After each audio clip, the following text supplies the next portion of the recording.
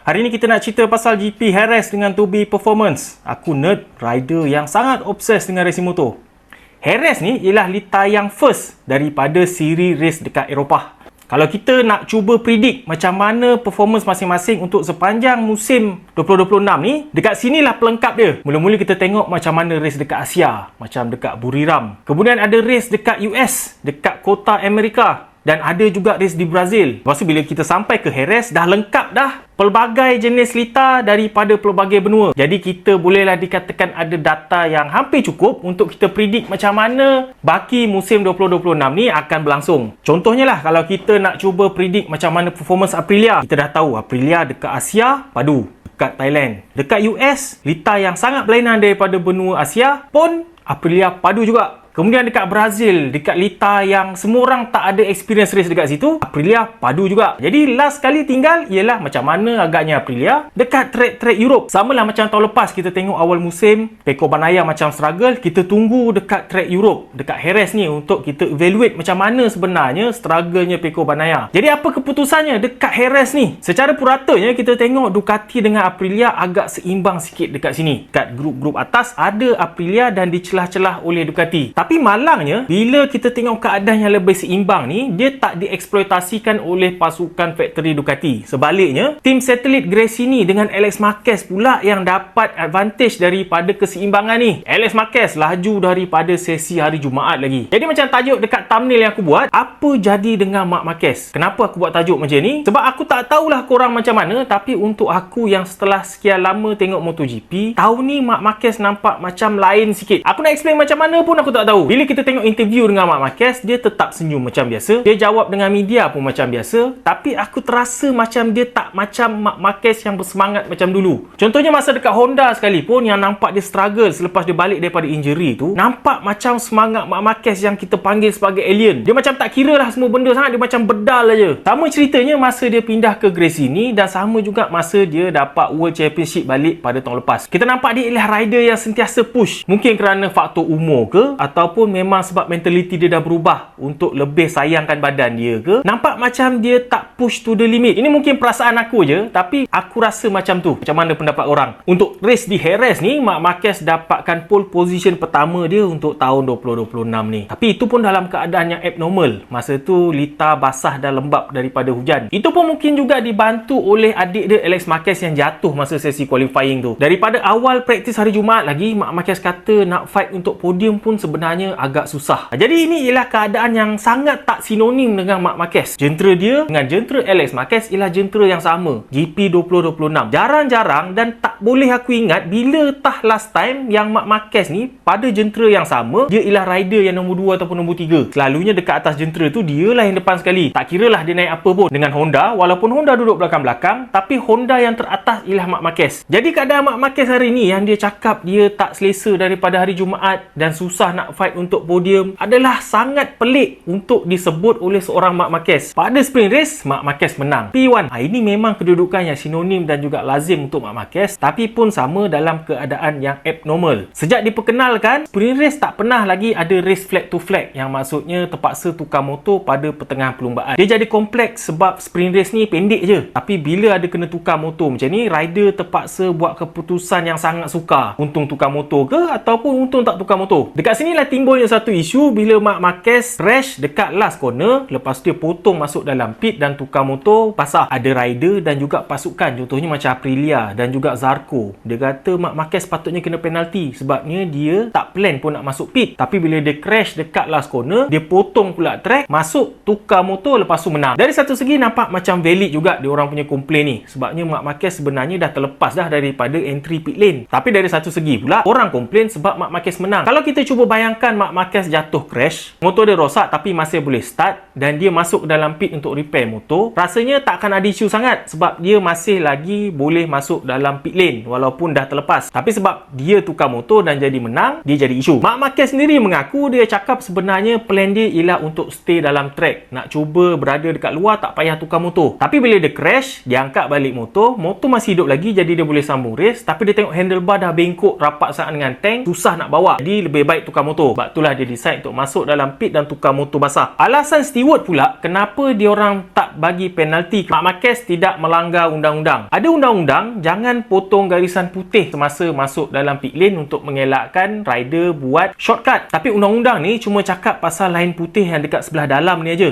Jadi Marc Marquez tak langgar peraturan. Marc Marquez juga dia bagi rider lain lepas dulu baru dia masuk, jadi dia tak membahayakan mana-mana rider. Marc Marquez angkat motor dia masih hidup, bermaksud tak langgar peraturan MotoGP yang terbaru. Tak boleh hidupkan motor dalam track bila jatuh crash. Jadi ini sebenarnya bukanlah nak cakap Marc Marquez betul ataupun salah, ataupun dakwaan macam Zarco tu betul ataupun salah, tapi ia ialah lebih kepada grey area dalam peraturan MotoGP. Maksudnya area yang kita tak dapat nak pinpoint betul ke salah dengan jelas. Kita nak fikir balik ni pun kita fikir lama-lama. Apatah lagi steward tu kena buat keputusan itu jam juga. Kemudian pada race utama, Marc Marquez sekali lagi macam aku cakap tidak bertindak seperti Marc Marquez yang aku kenal. Pada lap kedua je dia jatuh crash masa dekat belakang Alex Marquez. Ini ialah macam tanda-tanda ada pressure. Ini baru lap kedua. Banyak lagi lap boleh Marc Marquez cuba bertenang dan potong balik Alex Marquez. Menurut Marc Marquez sebenarnya dia tak push pun. Dia target kedudukan cuma ketiga, keempat je. Tapi mistake yang bagi aku macam agak pelik. Sebab Marc Marquez bermula daripada tahun lepas dah jadi rider yang matang. Dia tak kelang kabut sangat buat keputusan. Ini baru lap kedua. Jadi dia ada banyak masa lagi. Tak ada sebab kenapa dia kena push masa tu sampai jatuh. Jadi macam aku cakap tadi, ulang lagi sekali, bukannya macam Marc Marquez yang aku kenal. Di sebaliknya daripada Marc Marquez, Alex Marquez tampil high performance dekat Jerez. Bermula daripada awal musim ni, nama dia tenggelam. Nampak macam performance dia tak sebaik macam tahun lepas. Sentiasa nombor 2 dekat belakang abang dia. Tapi tahun ni dengan GP26 dia struggle, dan dia pernah cakap hari tu dia faham sekarang apa yang Pecco rasa. Jentera GP26 yang sebenarnya cuma ubah sikit-sikit je daripada GP25 memang susah nak bawa berbanding dengan GP24. Tapi dia pilih untuk teruskan bersama dengan GP26 ni sebab ada banyak lagi peluang untuk improvement. Bila ditanya tentang macam mana kau boleh laju sangat dekat sini berbanding dengan round-round lepas, Alex Marquez kata magic. Dia pun tak tahu macam mana dia boleh laju macam ni. Dia cuma layan je. Dah laju, buatlah sampai menang. Dan Alex Marquez ni sebenarnya dah kembalikan sedikit maruah Ducati yang dah tercalar. Kalau korang tak perasan, ini ialah kali pertama Ducati menang sejak GP Malaysia tahun lepas pada race hari Ahad. Mungkin antara yang menyumbang kepada performance baik Alex Marquez ni ialah motor dia ada modified sesuatu. Detailnya Ducati tak jelaskan, tapi diorang cuma bagi tahu ada modify sesuatu pada jentera dia dan juga jentera Pecco Bagnaia. Cuma malangnya Pecco Bagnaia crash pada sesi FP1 pada hari Jumaat, dan jentera yang dah dimodify ni jahanam terus. Jadi Pecco tak dapat bawa versi tu untuk sepanjang minggu ni. Cuma Alex Marquez saja yang dapat bawa. DJ Antonio habiskan race pada tempat ketiga pada race utama, dan dekat sprint race pula nombor 3 dimenangi oleh VR46 juga, tapi melalui Franco Morbidelli.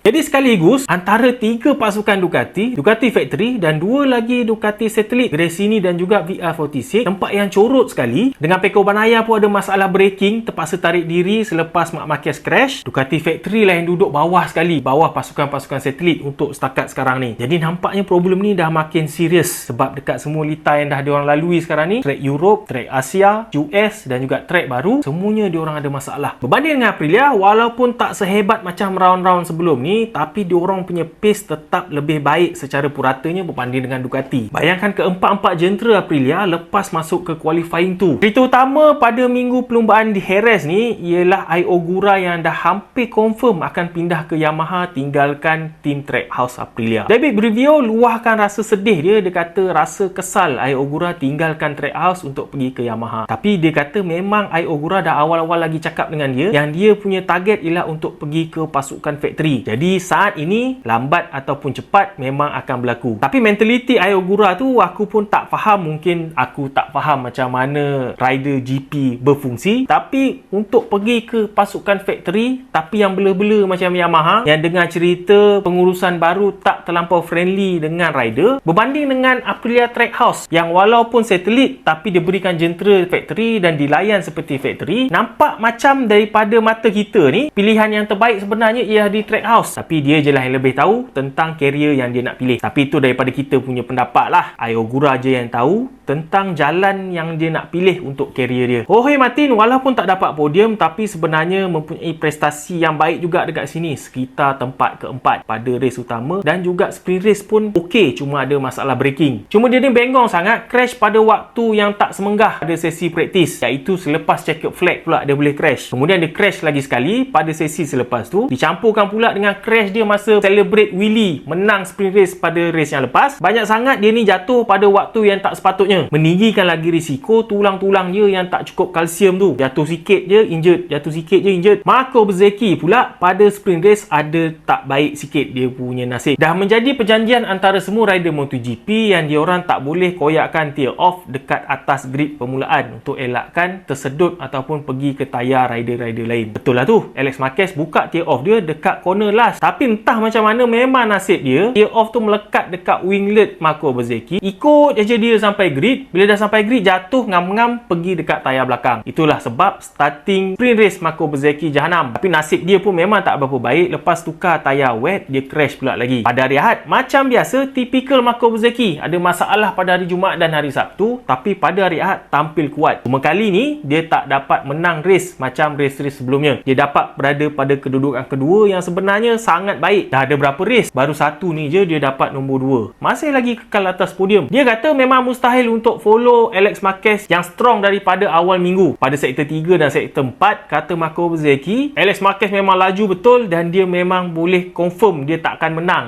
Tak boleh challenge punya kelajuan Alex Marquez dekat kawasan tu dan juga secara keseluruhan di atas track. Kemudian ada satu lagi benda yang menarik. Race di Jerez ni pada hari Isnin ada official testing. Aprilia tampil lagi dengan spoiler yang sangat radikal berbanding dengan pesaing-pesaingnya. Tapi itu kita simpan untuk video seterusnya lah. Kita cerita pasal testing aja. Untuk Honda, Juan May macam biasa masih lagi berduduk dalam kelab mandi bunga. Dia crash dan dia masuk dalam track, berterabur batu gravel dan dia dikenakan black dan orange flag yang bermaksud mechanical problem, kena pergi tepi. Tapi dia bawa juga dalam track, dianggap macam melanggar arahan dan dikenakan double long lap penalty. Johan Zarco yang dapat tempat kedua masa qualifying pun tak dapat eksploitasikan kedudukan dia masa qualifying ni dalam race. Okey lah duduk dalam top 10, tapi tak ada apa-apa yang bombastik. Luca Marini, kali ni aku sebut juga nama dia sebab aku dah perasan lama dah aku tak cerita pasal dia. Bukannya tak nak, tapi bila aku cari berita pasal dia memang tak ada. Nampak dia ni macam rider yang baik. Dia tak buat ona, slow sangat pun tidak, tapi laju sangat pun tidak. Dia macam sederhana dan tak buat apa-apa masalah yang besar. Dia tak ada kritik Honda teruk-teruk. Cuma kabar angin yang mengatakan line up Honda akan bertukar 100% dalam team factory bermaksud Luca Marini tak akan ada dalam Honda lagi bermula tahun depan. Mengikut Marini, dia kata dia harap dia boleh stay dekat Honda, tapi semuanya bergantung kepada keputusan Honda nak buat macam mana. Honda sendiri cakap Luca Marini ialah rider yang bagi feedback yang bagus untuk development jentera. Cuma mungkin diorang nak rider yang lagi laju untuk race. Mungkin Luca Marini jadi test rider je. Menengokkan Alexis Espargaro yang banyak sangat injured sekarang ni. Tulang belakang dia pula injured pada testing dia yang latest sekali dekat Malaysia, dekat Sepang tempoh hari. Yamaha mengalami minggu penalti dia untuk dekat Jerez ni. Kenapa panggil minggu penalti? Sebab banyak rider yang kena penalti. Toprak kena penalti sebab crash masa tengah cuba overtake Salvadori masa sprint race. Masa jalan mula licin tu, Toprak dapat nampak orang lain punya performance drop, jadi dia nak cuba eksploitasikan sebaik mungkin dengan cuba push. Malangnya dia jatuh dan sapu sekali Salvadori, mengenakan dia penalti. Jack Miller pun kena penalti. Walaupun tanpa penalti pun kita dah tahu diorang tak bermaya. Pada ketika ni memang nampak Yamaha macam kehilangan arah. Sama ada memang tak ada plan untuk improve jentera sekarang ni, nak tumpukan pada tahun 2027 aja, ataupun diorang memang cuba nak improve juga, cuma kehilangan arah. Masuk kehilangan arah ialah sebab diorang kehilangan pace yang sangat banyak. Quartararo, rider Yamaha yang atas sekali, habiskan race 30